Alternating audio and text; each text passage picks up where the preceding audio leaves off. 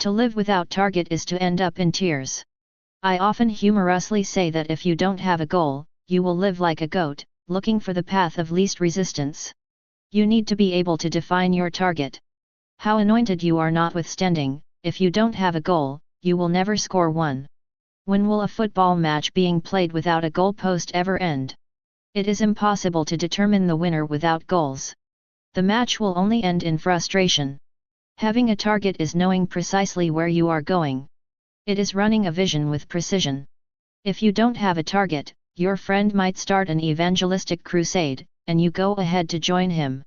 Another might start a church or go into business, and you decide to follow suit too. You might decide to go back to school for a degree or go into farming, simply because you have seen someone else do so. You will go on that way until you are disjointed.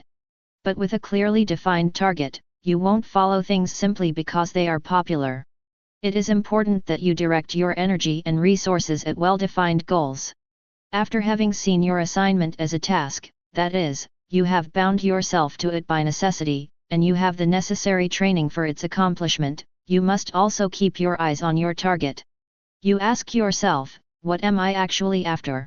Whenever we are going for a board or council meeting, I always ask myself, what is this meeting expected to accomplish? How will it be accomplished? What things are expected to be in place in order to realize it? How long do I think it will take to accomplish it? Otherwise, at the end of the meeting you won't have achieved anything. Stop fighting as one beating the air. You need a target to make the most of life. It must be a well-defined and quantifiable target. You shouldn't just run for the sake of running, you should run with the tape as your target. Certain tools or instruments are required for the realization of your goal.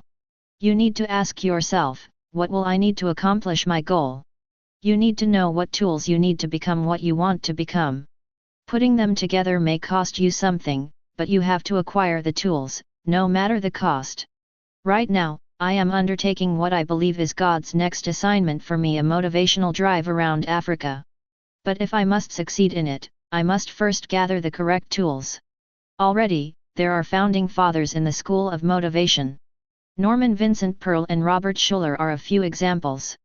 So, to succeed in my assignment, I must lay hold on their materials. I must search out from their materials what it takes to succeed in my assignment. Even the stories they tell help me understand my tools better. You need to identify the tools for the accomplishment of your goal and acquire them. For instance, the Bible is the principal tool for anyone going into the ministry of the gospel. In addition, other books and materials that address your specific area should be resource materials which must be compulsorily consulted for effectiveness in your task. Assuming you are called into mass healing crusade, the materials of people like T.L. Osborne, Reinhard Bonk, Benny Hinn, and Catherine Kuhlman will help you. While you are studying for the message you are to deliver, you will also receive inspiration and the confidence needed for the execution of your duty, from these materials. Can you imagine using your hands instead of a spanner to loosen a bolt from your car? How long will it take you? You will only end up having blisters on your hands, because there is a particular tool for the job. There is need to identify the instruments for the accomplishment of your assignment. In warfare, for example, you must study the terrain of the people you are going to fight, so you can plan out what weapons to use. Even Jesus teaches us this in Luke 14:31, what king, going to make war against another king, sitteth not down first, and consulteth whether he be able with 10,000 to meet him that cometh against him with 20,000? Going after a task without tools is like going to war without arms. Possessing the appropriate tool for your task is a must for outstanding results. Life is colorful and your target attainable, if you utilize the appropriate tools. Timing. The Bible says in Ecclesiastes 3:1, to everything there is a season, and a time to every purpose under the heaven. After identifying and possessing the right tools for your assignment, you also need to identify the right time to set out in action.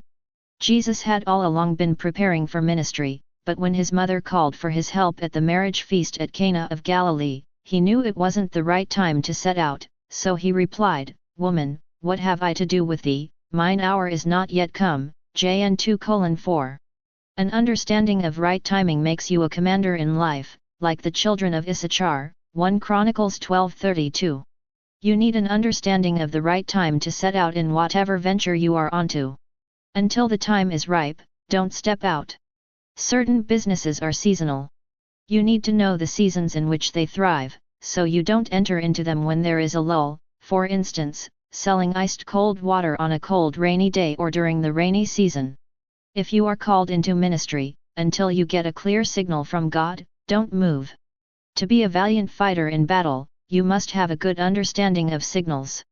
Jesus heard that Lazarus was dead, but he abode where he was for 2 more days before setting out, and when he got to Lazarus' grave, every devil stepped out. JN 11:1-44. How do you know when the timing is right? It is by asking God. You say to him, Lord, I thank you for showing me what my purpose in life is. When do I set out in its pursuit? When do I begin, Lord? Make sure you are inquiring with a sincere heart. Remove all distractions from your mind. Stand before him as one who really expects to hear from him.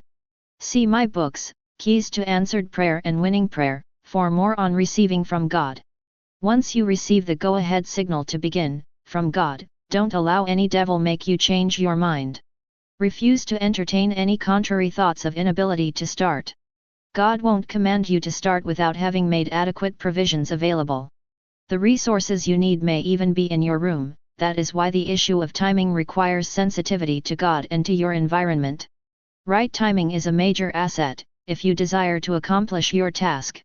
You, therefore, need to be extra sensitive in order to pick the signals. Tillage. What I mean by tillage is putting your hands to work. Hear what the Bible says about it. He that tilleth his land shall be satisfied with bread, but he that followeth vain persons is void of understanding. Proverbs 12:11. Much food is in the tillage of the poor, but there is that is destroyed for want of judgment.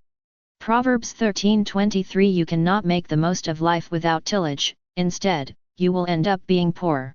Can you imagine a farmer who just throws his seed on the field without first preparing the ground and cultivating it?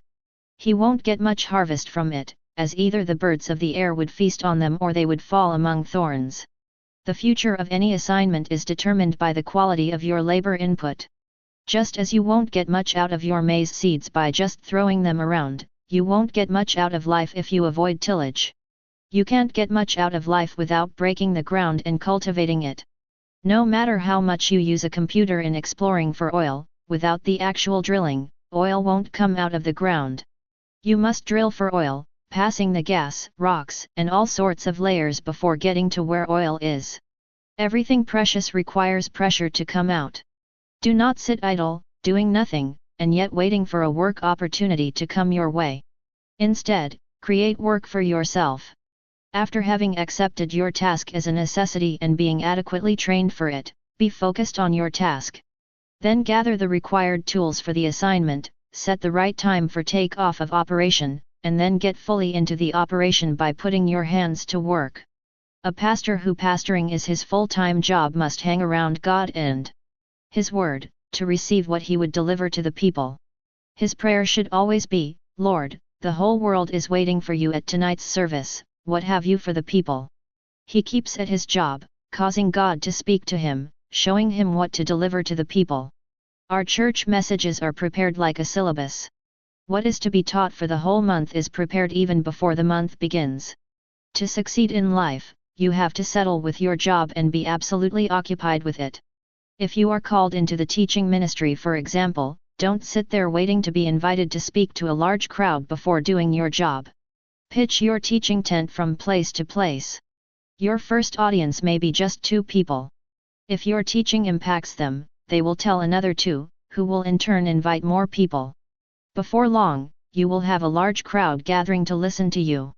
Hard work never kills, it only refines. On the contrary, nothing kills like idleness. The Bible says in Ecclesiastes 10:18, by much slothfulness the building decayeth, and through idleness of the hands the house droppeth through. If you don't want to fail in life, work. Tarrying being successful in life is not a 7-day wonder. There is always a period of waiting between when you plant a seed on the tilled ground and when you reap the harvest. After having put all the success principles to work, there is always a time of waiting. There is a tarrying period, after which you take delivery of success. The Bible is very clear on this in Habakkuk 2:3, for the vision is yet for an appointed time, but at the end it shall speak.